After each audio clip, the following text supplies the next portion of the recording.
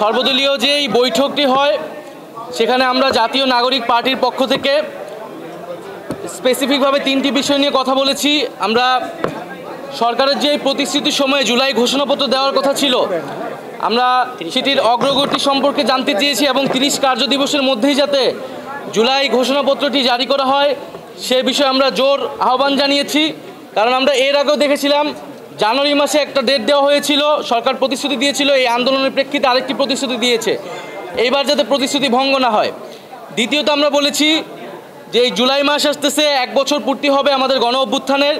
5ই আগস্টের আগেই এই জুলাই মাসের মধ্যেই যাতে জুলাই সনদটি কার্যকর করা হয়, সকলের স্বাক্ষর নিয়ে আমরা যাতে জুলাই সনদ করতে পারি।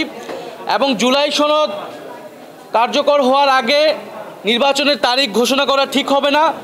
জুলাই সনদ ঘোষণার আগেই যদি নির্বাচনের তারিখ ঘোষিত হয় তাহলে সংস্কার প্রক্রিয়া ব্যাহত হতে পারে।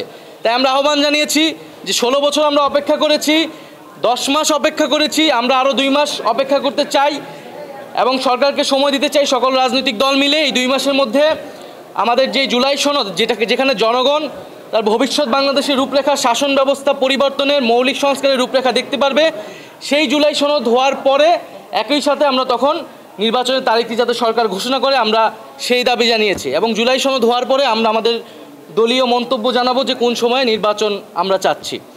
আর সর্বশেষ আমরা নির্বাচন কমিশনের কথা বলেছি, যেটা আমরা এর আগেও বলেছি যে আমাদের একটি সুষ্ঠু নির্বাচনের জন্য আমাদের সবচেয়ে গুরুত্বপূর্ণ বিষয় হচ্ছে নির্বাচনী ব্যবস্থার সংস্কার।